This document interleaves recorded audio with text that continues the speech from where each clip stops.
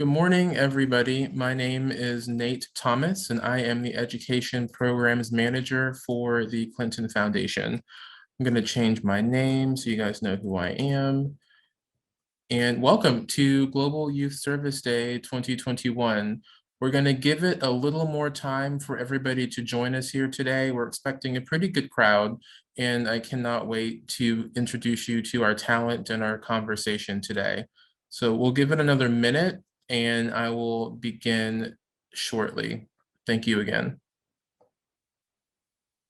Okay, I think we have leveled out. Good morning, everybody. Again, my name is Nate Thomas, and I am the Education Programs Manager here at the Clinton Foundation. And welcome to Global Youth Service Day 2021. If you guys don't mind letting us know in the chat what school, what city you're from, so we know who's with us today, and that will help us kind of better tailor some Q&A for you guys a little bit later. But I'll go ahead and get our program rolling.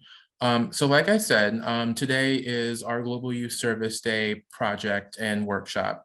This is Global Youth Service Day, the largest service event in the world and the only day of service dedicated to youth, just like you. Every year, the Clinton Foundation celebrates Global Youth Service Day with a special service learning opportunity. And now with COVID, it'll be virtually this year. This year, our program features Ian McKenna, and he is a Time Magazine's 2020 Kid of the Year finalist. Ian is a senior at the Liberal Arts and Science Academy in Austin, Texas. In the 8 years since he started his first garden, he has grown and donated over 21,000 pounds of organic produce. This day of action provides a platform where everybody can give back and inspire others. And this program is intended to get to just that point. So welcome everybody. And we've got a few faces on camera. So I just want to take a minute to introduce everybody. Ian, of course, is on camera, our featured speaker. Mike Selig is the director of our food, beverage, and events at the Clinton Center. So if you've ever had lunch or dinner or an event here, he is responsible for all the great food that you guys might have had. And we have Morgan from City Year, who is our annual partner to talk a bit more about ideas and ways to connect this to your classroom towards the end of the program. I'm seeing some things in the chat: Austin, Texas, Keeling Middle School, Southwest High School. Thank you guys for joining. Ian, you've got a lot of fans out here. That's so cool. And we got people from Durham, Arkansas. Cool. Oh, Keeling is Ian's middle school. Great. All right. Well, thank you guys for joining. Ian, I'm going to give the mic to you to just tell us a bit about you, and I'll start in with some questions after that. Thank you for joining. So my name is Ian McKenna, and I have been growing gardens for the past 8 years. And I've been fortunate to have a lot of support from my schools. And I started out with one small garden at my elementary school where I would take the produce and I would donate to the people who really needed it. And the very, very, very first harvest I had, or the first year, I was able to donate 800 pounds of organic produce. And from there, I've been able to help about 54 families at my school and elementary school each year. And as Nate said, I've grown and donated over 21,500 pounds of produce so far. And I've provided over 3,000 hot, healthy meals using the produce from my gardens. And I've had the opportunity to educate over 10,000 students in about food advocacy, food insecurity, and gardening. That's awesome. Thanks so much for being here, Ian. We came across Ian looking for students just like you who have really done amazing things in the atmosphere of public service. And we were really thrilled to see Ian listed on Times Magazine's finalist for Kid of the Year. Ian, can you tell us a bit about what it was like to be in touch with Time Magazine, and then we'll kind of then dive back into where all this started from. Yeah, so I was actually nominated for the Time Magazine Kid of the Year by a fellow youth hunger advocate. I was unaware I was a part of it until I was out of nowhere told I was in the top like 100 people. And that just came as a complete shock to me. And then I'm told I'm in the top 20. And I'm still trying to figure out what's going on because I didn't even know that this was going on. And then they're all like, Time Magazine's like, we're gonna come do some normal filming stuff for our special. So I'm like, okay. And then they come out and they're doing filming. During that event, I was able to donate 100 meals to people in need. And I got to meet Zachary Levi. And at the end of the event where I'm handing out the meals, that's when he tells me I'm a part of the top 5 finalists for the Kid of the Year. And they're asking like how I feel about it. And I'm trying to even think about how I feel more than how I'm trying to put words out. Because it's a really big deal and it makes it so I can reach even more people and help even more people out. I can teach more people that this is a really big problem, much bigger than most people would think, and that kids can really have a difference. So I was really honored to be able to have that platform to be able to inspire more kids to make a difference. That's awesome. Thanks for sharing that, Ian, and congratulations. Reward well deserved. Thank you. I wanted to kind of jump back to where all of this began. Everybody on this call, relates to being a teenager in middle school and high school. Can you explain a little bit about where you got the idea to start a garden? Yeah, so I've I really got the idea because my mom had been teaching me a garden since I was 4. It was something that was really important to her, and I really enjoyed it. And the way I came up with starting a garden to help feed people is when I learned of one of my sister's classmates in, like, I believe, first grade. They were talking about like winter traditions around the world, and a lot of the kids were talking about Christmas. And this one girl just burst into tears. And when she had stopped crying and the teacher asked what was wrong, she said Santa doesn't come first because we're poor and he hates poor people.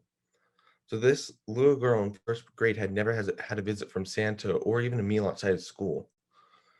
And that just made me feel guilty. I'd had all these Christmases where I had the privilege of getting presents, getting all the, like, meals and having a lot of fun. And this little girl and didn't get to experience that. So on Christmas morning, it was about 5 a.m. My mom and I went to their trailer, and at first I thought we were lost. I'd forgotten about this because it was Christmas morning.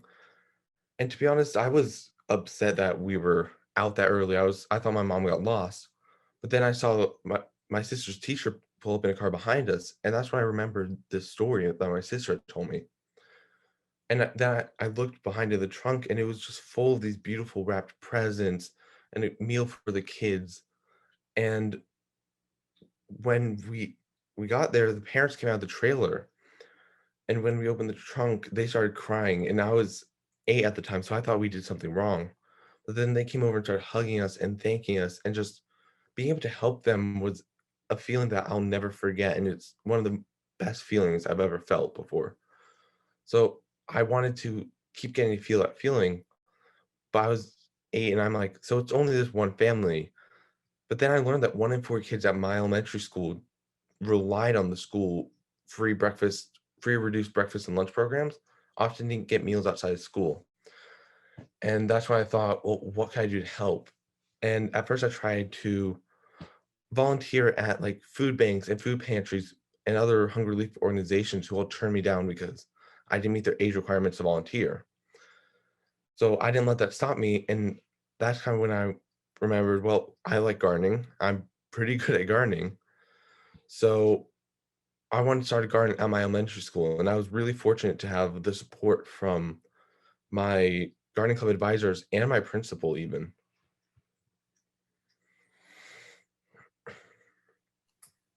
That's awesome. Thank you for sharing a bit more about where that came from. And The goal of today is to really inspire everybody on this call to, seek ways to give back to your community. And Ian, I know that feeling of supporting somebody who might not have had a certain kind of support in the past, and being able to play even a small part in bringing and uplifting your community is kind of addicting, I'm sure.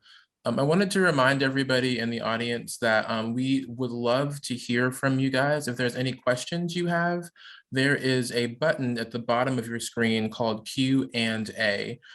Feel free to drop your questions there, and we'll get to them towards the end of the program. But if there's a lot of them, we'll kind of pepper them throughout the conversation. So Ian, I'm going to move a bit forward to talking about building a community, because it's one thing to feel personally driven to do something. You've had an experience and you want a desire to do more things that give you that feel good community feeling.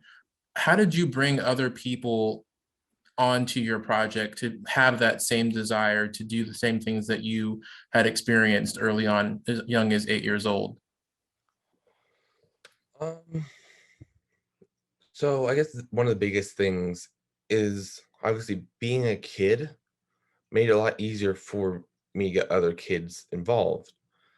And really just I guess the story I tell, the story I just told also gets a lot of people wanting to help out. And it's honestly just you have to connect with your audience. And I was able to do that. And I guess that's kind of it. I just kept working hard to expand and working hard to just really want to make a difference and not let people stop me from doing what I felt I needed to do.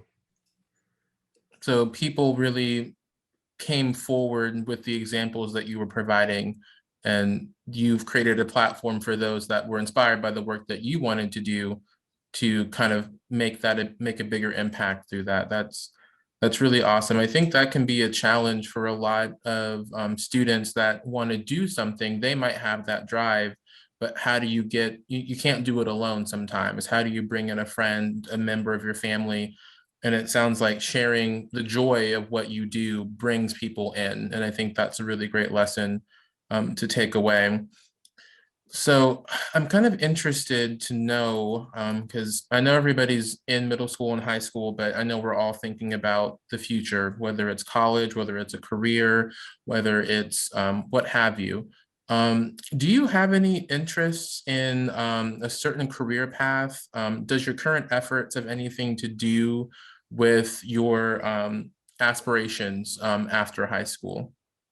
Yeah, so I would say one of the things I actually looked at when applying to colleges, because I'm a senior, so I applied to colleges, and I looked for, does this school or is this school like really encouraging like volunteering and just community involvement, and do they already have a gardening program or at least a food like advocacy like student organization, because this is something I want to keep doing for the rest of my life. It's not something like once I go to college, okay, I'm done. It's something I want to take it with me wherever I go. And the career field I'm interested in is civil engineering, and I want to specialize in environmental engineering. Can you tell us a bit more about environmental engineering? I have an idea. I'm not gifted in the sciences, so I'd love to know what does that look like? So, engineering and specializing in environmental engineering, some of the things that inspired me to do that are, for example, there are the Delta Works in the Netherlands. There are a series of dams that can open and close actually to protect the people who live in the Netherlands, and also be able to stay open when there's not a storm surge to allow the wildlife to go through, and also to help allow boats and other things to go through as to not harm the environment or the economy by constructing these dams. So it's basically just these civil engineering like feats, but they also take great consideration with how it will affect the environment. That's awesome. And would you say that your public service record as a eighth grade 8-year-old on up has helped you get that idea of your career? Did that help you understand where your passions and your talents lie to be an environmental engineer? Yeah, and engineering's always been something I've been fascinated by. So these everything I've been doing has helped me curve towards environmental. Got it. That is great to hear.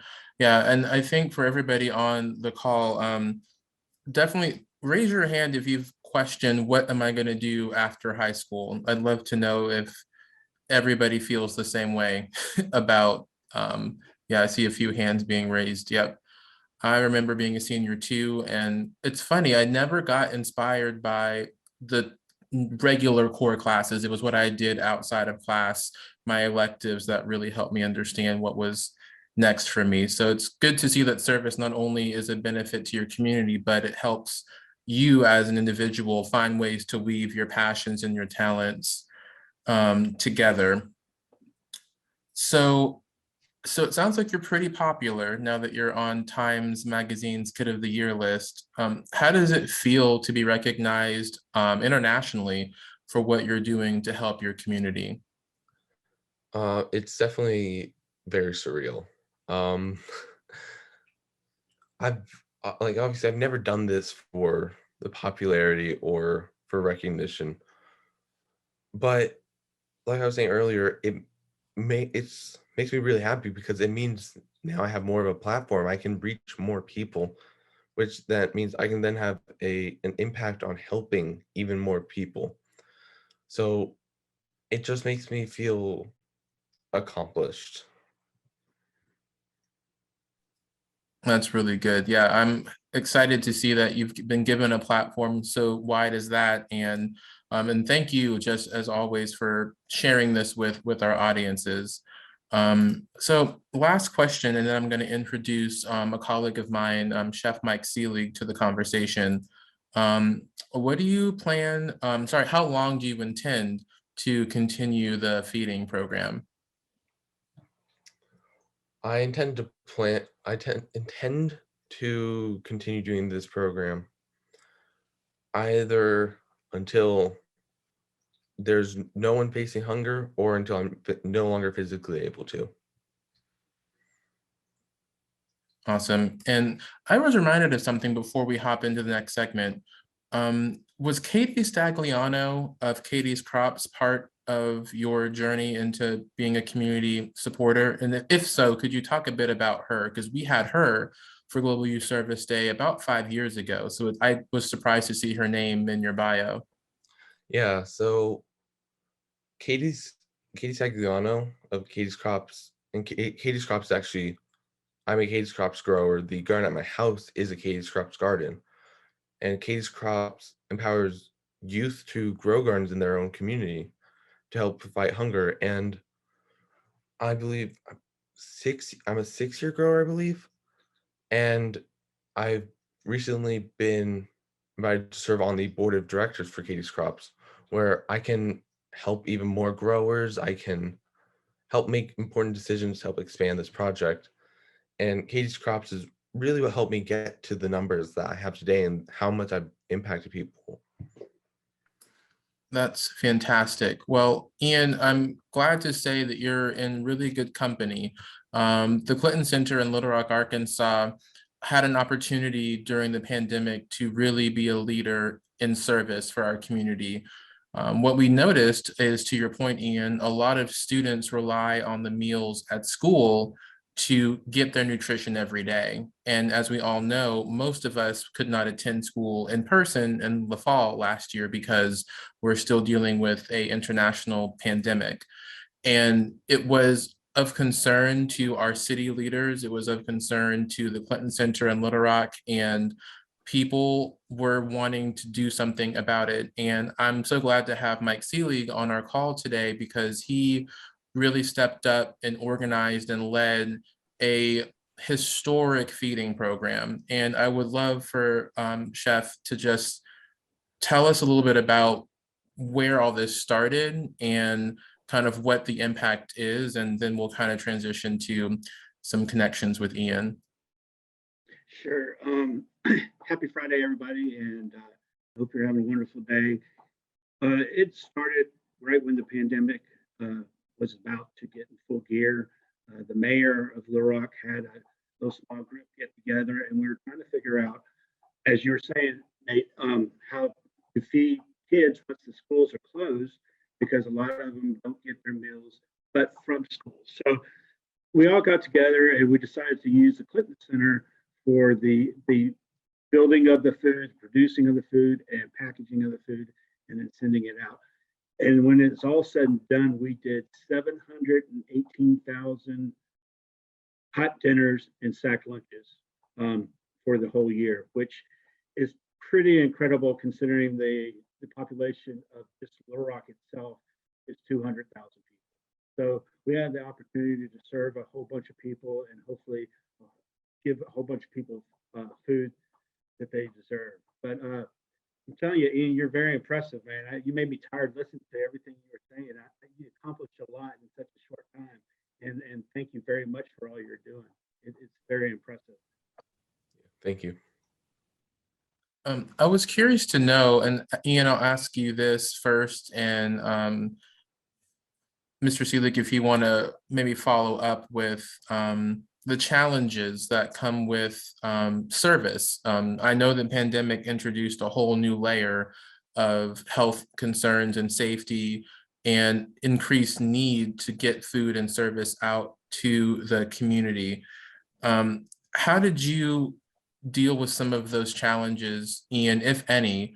Mr. Selig, I'd love to know if there's anything you wanted to share on that front too.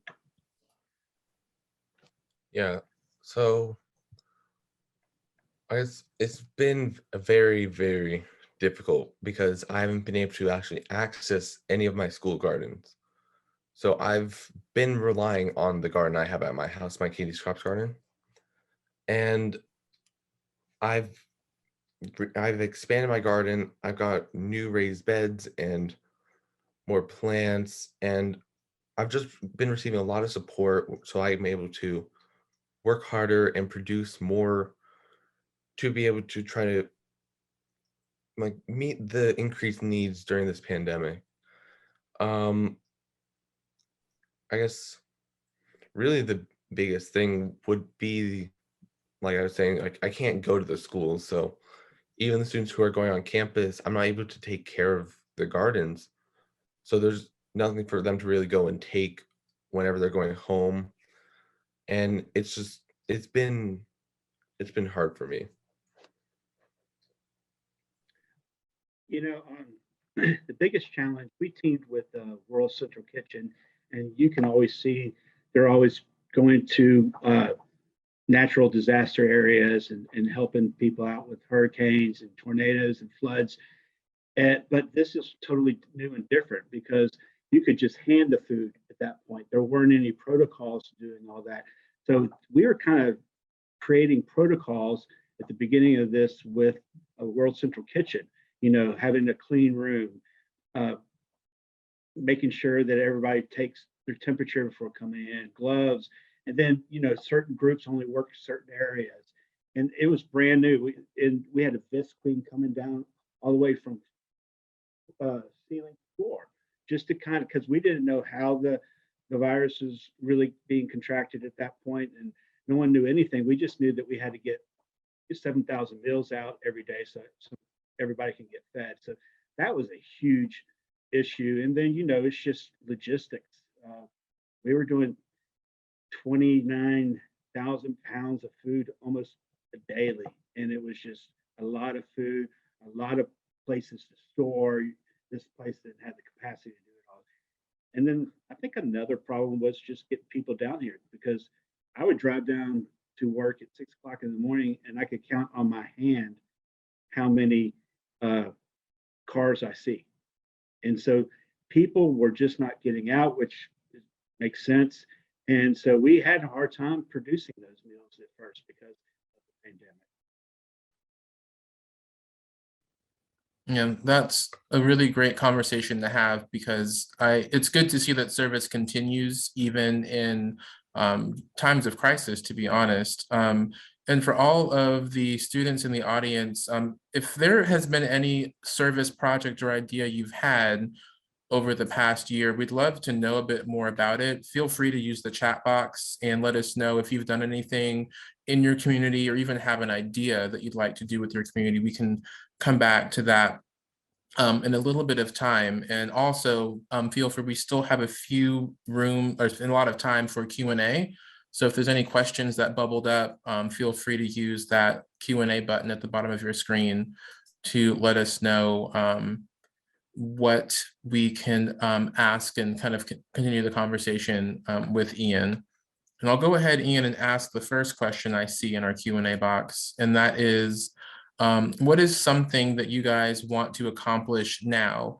And it might be better interpreted to say, like, what's next? If and when those gardens transition to somebody else's care, or like you said, you go to college and major in engineering, what would you say is the next step for you?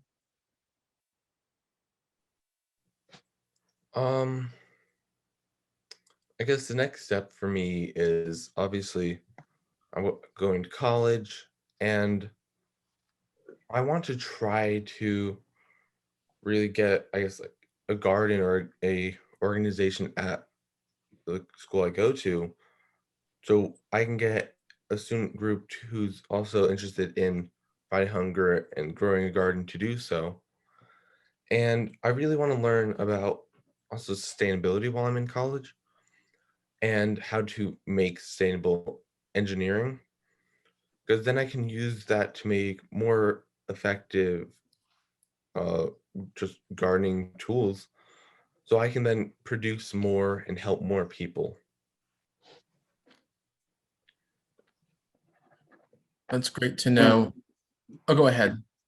I'll go ahead. I was just going to say that, keeping it going and still continue to provide meals is a big thing for us. And fortunately, at the Clinton Center, we're able to do that. And so I think going forward, we're going to try to help create more meals, teach people how to cook. I think that's a very important life skill. If you know how to cook, then you're never going to go hungry. Kind of life skill. And getting back to what Ian says, you don't have to go into the culinary field if you do something like this, but it does teach you leadership skills. It teaches you how to procure, teaches you organizational skills that cross the board on all different jobs. So I think it's important once you get into this giving back that you take from it as well and feed your head and learn these skills that are part of it, so you make yourself better in the future.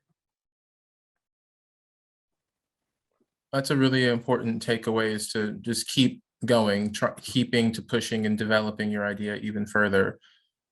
So I think what I'd like to know now, Ian, is what would you say to a peer, somebody around your age who, let's just say, sees something that needs support or improvement or what have you? What would you say to that person to encourage them to follow through and to take action? Um,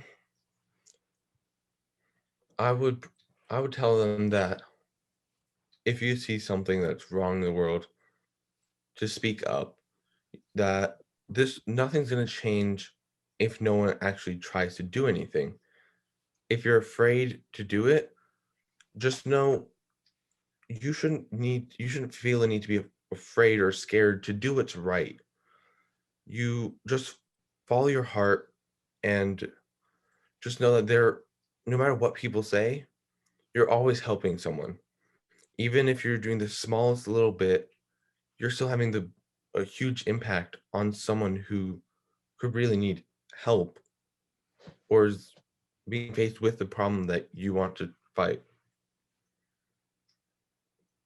Thank you. And Mr. Selig, I'd love to get your advice on that too. I mean, you corralled a lot of adults to support the work that you did over the pandemic. I mean, I guess the genesis was there was a need, but could you speak a little bit more about, let's just say something needs support in the future, what would you say to encourage someone to step up like you did to make a difference?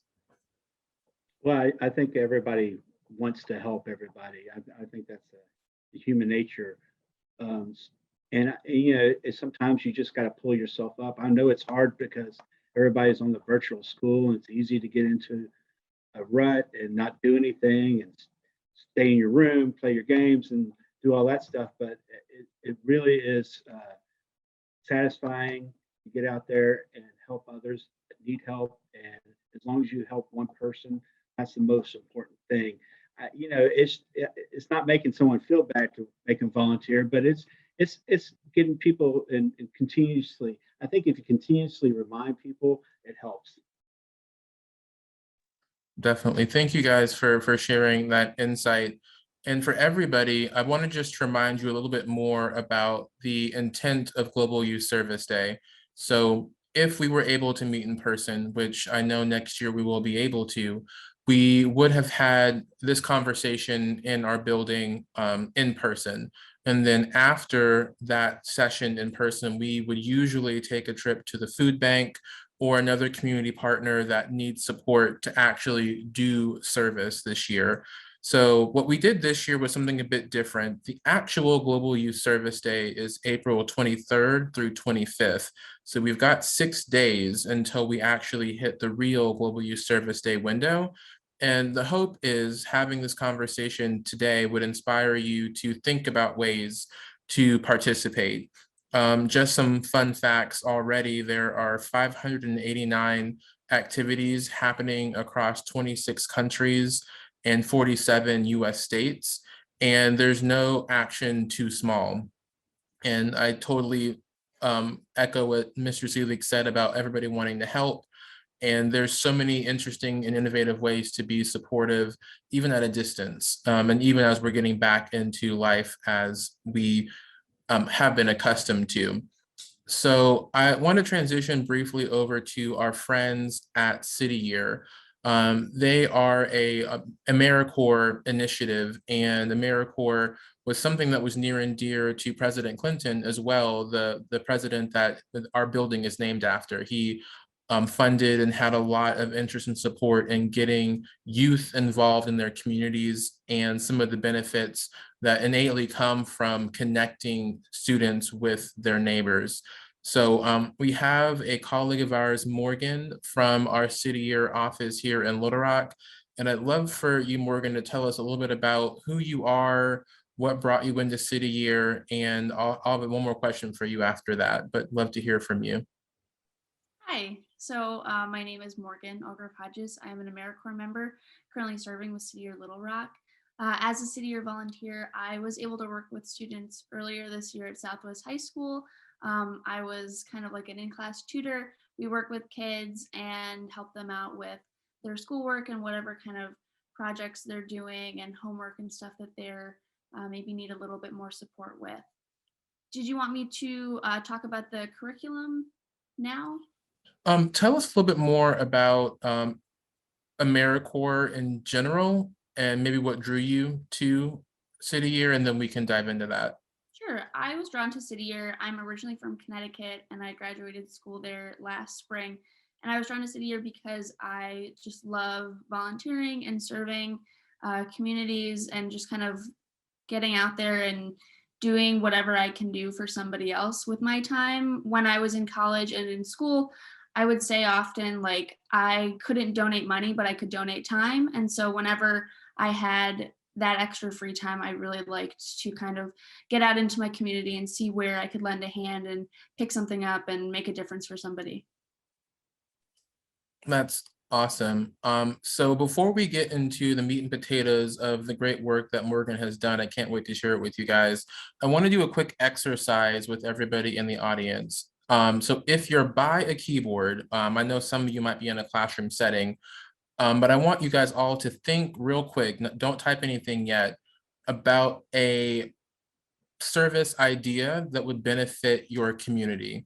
For example, I live by Little Rock Central High School, and I think a service idea that might be helpful is to maybe do a sidewalk art campaign to talk about civil rights and the history of that building.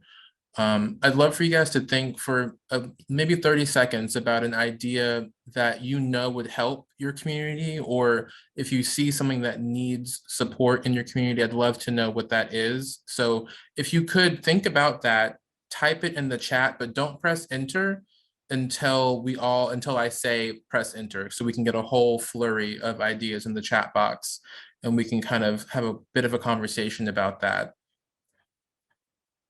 So the ask is there any service idea you have to support your community? Type it in the chat box and don't press enter until I count down from 5. Does that sound good?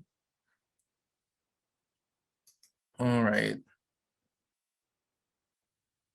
I'm going to assume everybody's ready.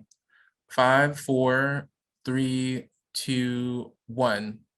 Press enter. Pick up trash from my local playground. Homelessness. Really good ones. And as they continue to come in, we'll come back and revisit that. But Morgan really stepped up to the plate this year. Every year we partner with City Year to make this program a success.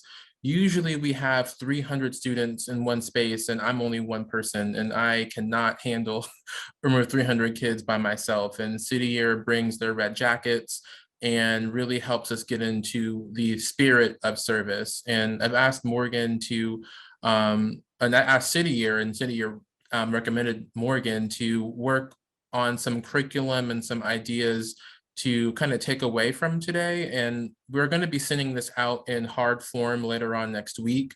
But Morgan, do you want to share a little bit of a highlight of what that might look like? Sure. So this week I had the opportunity to put together some curriculum for the students, and I was really excited about this because I care deeply about environmentalism and community involvement. And, creating change can seem intimidating as just one person. But I believe that there's a lot of change you can make in your community or in your neighborhood that over time has the potential to create widespread change.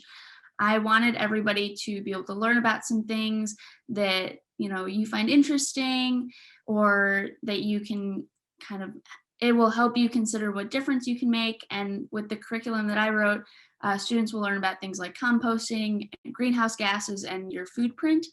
I really hope that students can connect some of these concepts and ideas back to their own lives and homes. There are also some games mixed in, so I wanted everybody to have a good time and be able to learn something new. That's awesome. And we are putting the finishing touches on that document, and it is a lot of fun. So I can't wait to share that with you guys. And that's something to remember too. Service is fun when you do it the right way, when you're giving to the right causes and supporting the right people.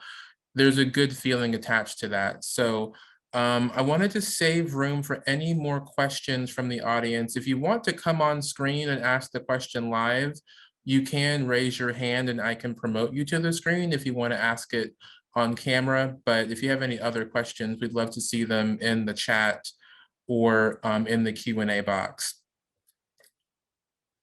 Let's see here. I teach science. Great. So that's good to hear, Morgan. You're getting really good feedback. And some other ideas I see: picking up trash, homelessness, definitely all things that are relevant to a lot of communities. Definitely.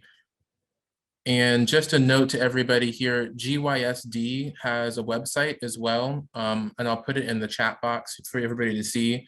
They have some inspirational ideas as well that have been kind of developed by, it's called YSA, the national organization, but I would encourage y'all to bookmark that as well as you think through what you can do to give back.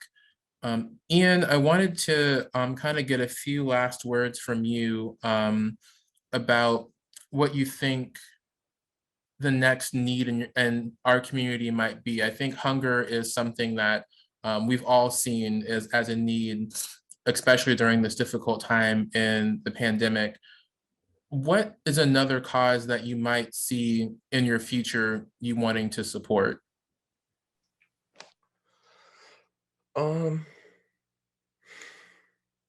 That's a good question. I guess the main other thing would be like protecting the planet. Um, I've had a lot of like earth science classes, and even like right now I'm taking AP environmental science, and it's just really intriguing, and it's something that's recently also been interesting me. So Very important. And I'm glad you said the environment, because I do want to plug the Clinton Center real quick. We are closed, the Clinton Center in downtown Little Rock, but we will be installing a new exhibit called Cool Globes in our park. So if you happen to be downtown or near the Clinton Center, you're going to see these massive globes, like 6 feet wide, I mean, taller than me globes. And they each represent a way that humanity, industry has affected the world and our climate. And the idea is for everybody to see these globes in person and kind of reflect on what you or I or collective we do to contribute to some of these things that are hurting our environment. So I just wanted to plug that for the summer. If you want something innovative to do, and to Ian's point, that's definitely a conversation and a subject worth supporting and thinking more about. We've got a question here from Jada. Ian, what do you see yourself doing 2 years from now? Great question, Jada. Thank you. yeah, so 2 years from now will be sophomore year of college, and I guess at that point I would want to have like small community there of other people who have similar interests as me, and to have led a few like service days with the campus to just help more people, I guess. That's awesome. Yeah, it's always great to think ahead. It's also kind of daunting, I know, in this crazy time to think about what next year might even look like. So with that, I think we're going to get closer to the end of our program if there aren't any more questions in the chat box. I just wanted to say a huge thank you to Mr. Selig for joining us today. And Ian, you inspire all of us to do more. And it's definitely something that on this day and Global Youth Service Day, we want to impress on everybody. And Morgan, thank you for being a great partner. And we love working with City Year. And for all of our high school students that might be looking for things to do after high school, AmeriCorps is something to consider. It's a great tool. And I'd love to share more about that with you in our post-visit emails. And I was going to double check one last thing before we wrap up here today, but I'll kind of end on saying that we definitely miss everybody that's on this call. We wish we could do things in person, and I know this world is a bit different than last year, but I am encouraged that we're still able to have a virtual conversation about service, and just want to have an open invitation to all the teachers on the call. A visit to the Clinton Center is always free. There's no admission. We will help cover the bus transportation costs. So when we get back to normal, I just want to have an open invitation to everybody to come see us and see our new exhibit, see the Clinton Center, and hear from more great people like Ian in the coming school year. So with that, I think I have one more. Oh, great. Yeah, so everybody's saying thank you, Ian, for your time today. And thank you all for joining us today for Global Youth Service Day. We're going to wrap about 10 minutes early, if that's all right with everybody. But I've really enjoyed our workshop here today. And we'll be emailing everybody on this call a bit of a wrap up, some of Morgan's collateral, and some ideas for you guys to be engaged on Global Youth Service Day on April 23rd through 25th. Ian, I just want to give you the last word. Is there anything you'd like to say before we wrap up today? I mean, thank you for having me, and just I guess just remember, even the littlest thing can make the biggest impact on someone. I think that's a great note to end on. The smallest actions can have massive ripple effects to help everybody else around you. And Zoe says you're such an inspiration, Ian. So thank you all for being here. And we will call this the end of our workshop here today, and we hope to stay in touch with you virtually. Hope everybody stays safe, and we cannot wait to see you in person at the Clinton Center here in Little Rock, Arkansas. You guys have a wonderful day and a wonderful weekend ahead. Bye now. Thank you.